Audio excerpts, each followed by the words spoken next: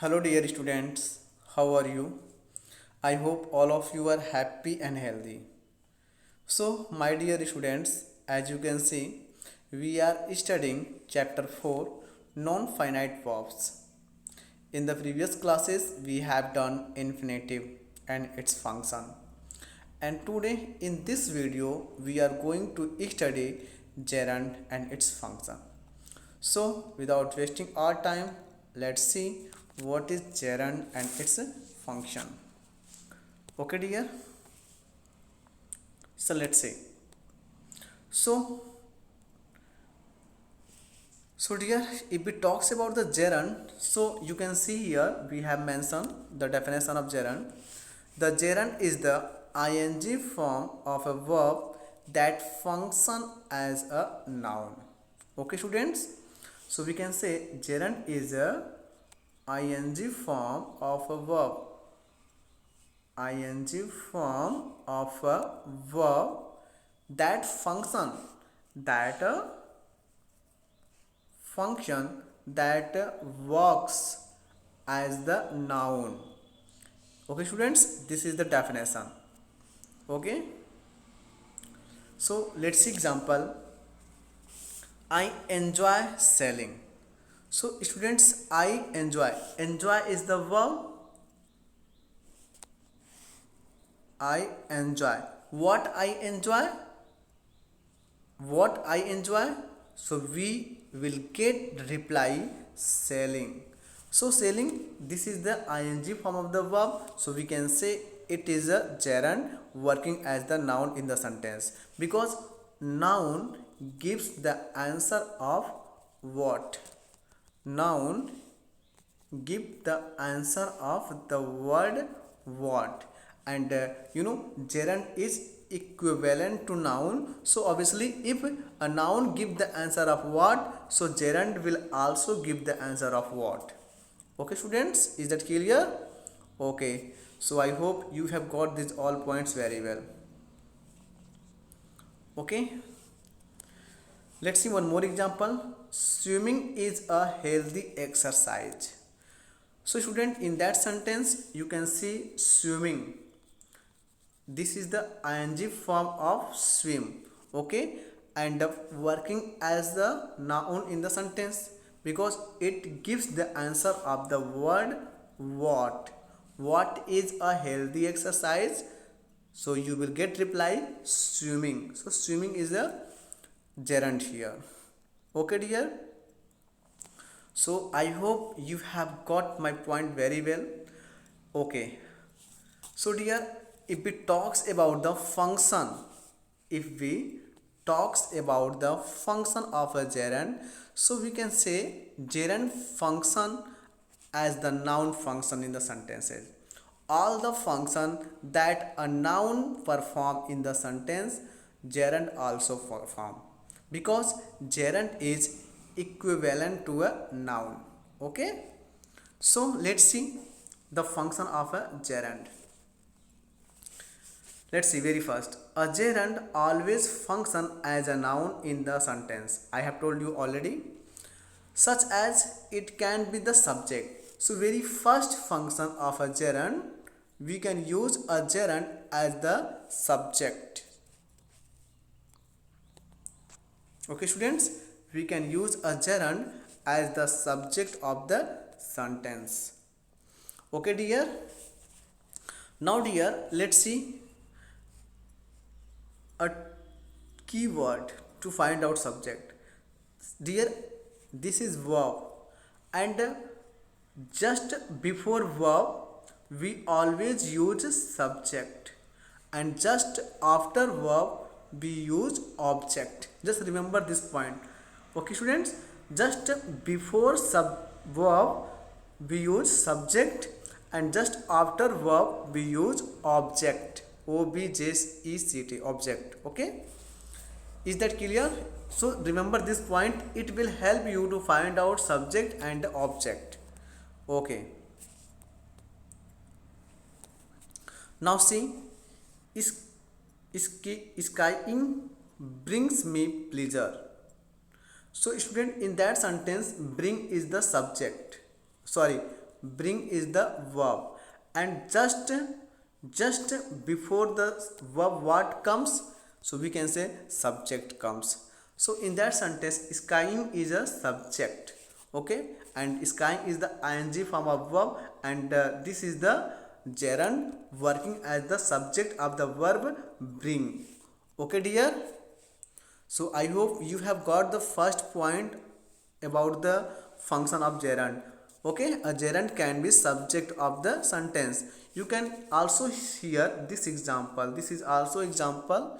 Okay, in that sentence, swimming. Swimming is the subject of the sentence, because you know in that sentence is, okay, it is the verb, and you know just before verb what comes, so just before verb we use subject. So dear, in that sentence swimming is the subject of the verb is.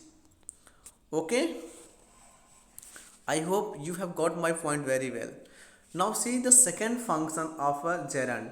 So dear student, we can use a gerund as the object of the verb, as the direct object. Okay, you can see it can be subject to a verb, and second use is the it can be direct object to a verb. So dear student, we can use a gerund as the object of a verb. Okay, and you know what is the place of object? Object always used after verb. Okay, so just remember this trick, you will find out subject and verb very subject and object very easily through this trick. Okay, so let's see I love skiing. So dear student, in that sentence I love skiing, love is a verb, love is the verb, and dear, you know after the verb what comes, so after the verb always object comes. So in that sentence skiing is the object of the verb love. Okay, and skiing is the ing form of the verb, so that is why it is a gerund and using as the object of the verb love. You can see one more example we have above. I love acting. I love acting. So the student, I love acting. So in that sentence again love is the verb, and you know after verb what comes? Tell me. Object comes. So acting, you know act plus ing, act plus ing is equal to acting. So it is a ing form of the verb, so it is a gerund working as the object of the verb love. So I hope you have got these all points very well. Now see next point. So the first function subject, second function object, third function is a complement. We can use a gerund as the complement of a verb. Okay, a gerund can be a complement of a verb. So just remember this point, a complement of a verb, a complement to a verb. Okay dear. Okay, so what is complement? What is complement? So student, complement is the word that helps to make the complete meaning of the sentence. It, if the complement help the subject, so it is subject complement. If the complement help the verb, it is a verb complement. If the complement help the object, so it is a object complement. Okay students, so a gerund can be a complement to a verb. So let's see example third. My passion is skiing. Okay, my passion is skiing. So in that sentence is, it is a verb. Okay, and what is my passion? Skiing. So this is a verb.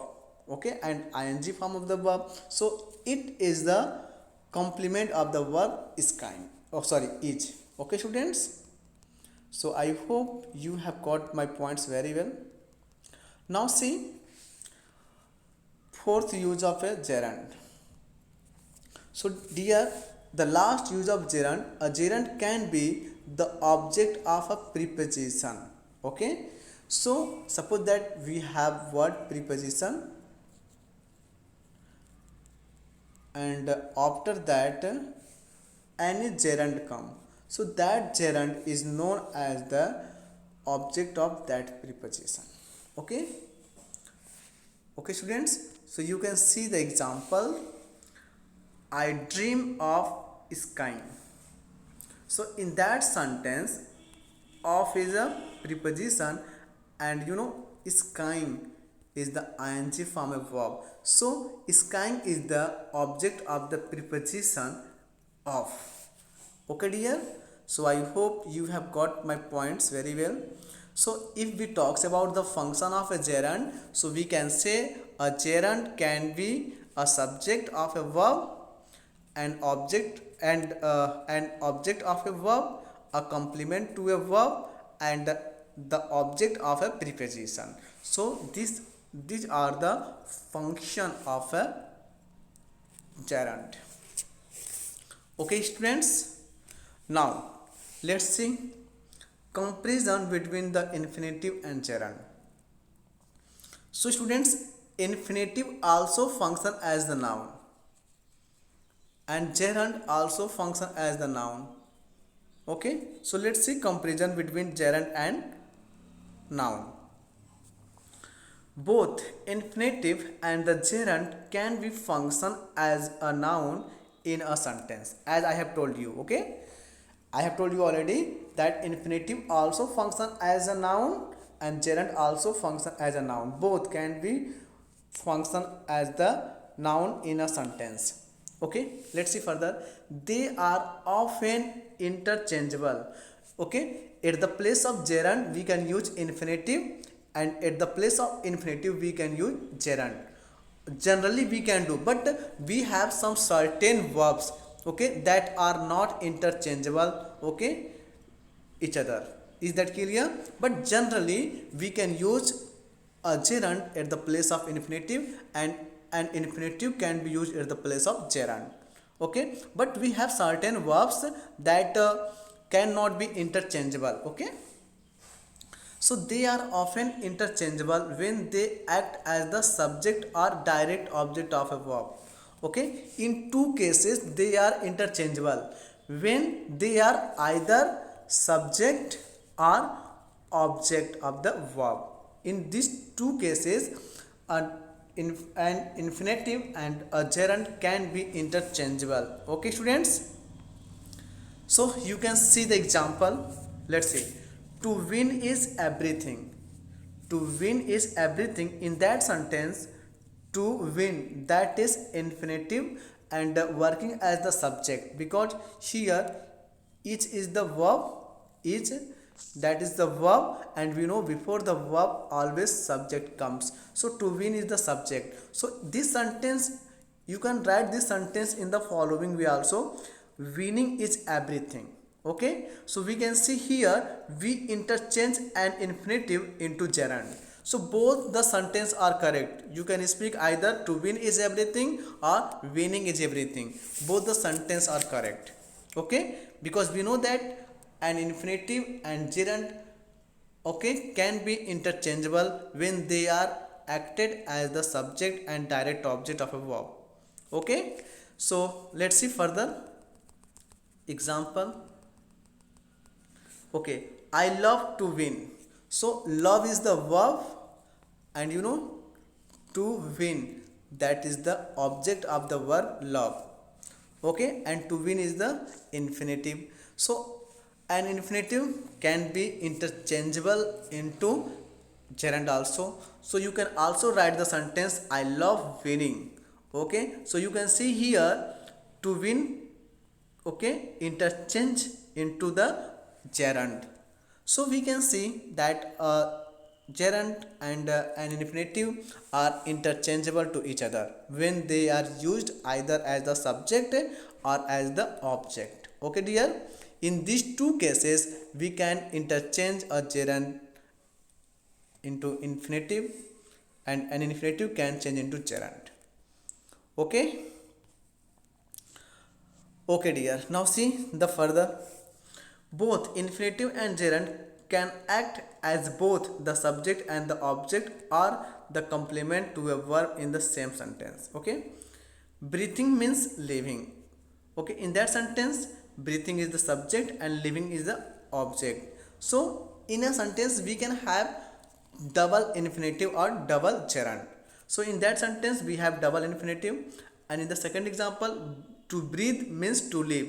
In that sentence we have double infinitive. To breathe is the infinitive and to live is also infinitive. So in a sentence we can use we can use two gerund or two double gerund or double infinitive as the subject and as the object also. Okay students. Now see, sometimes even though either infinitive or gerund can be used in a sentence, okay, the meaning will slightly change. So dear student, if you interchange a infinitive into a gerund, so sometimes their meaning changes a little bit. Okay, let's example, I forgot to buy fruits. That means I did not buy fruits. Okay, now I forgot buying fruits. So in that sentence I have changed infinitive into gerund. So but the meaning of the sentence is different. पहला sentence में बोलता है बेटा कि I forgot two by fruits, that means I did not buy fruits. But in the second sentence, when we change the infinitive into gerund, so that meaning I forgot that I had bought fruits. Okay, so you can see the meaning of the both sentence a little bit different. Okay, so that is why we can say that in every cases we cannot interchange a gerund into into infinitive and in an infinitive into gerund. Not in every cases, we have only few cases. Okay, and we have certain verbs that we have to learn. Okay dear, so I hope you have got this all points very well. So watch the video, enjoy the video, take care.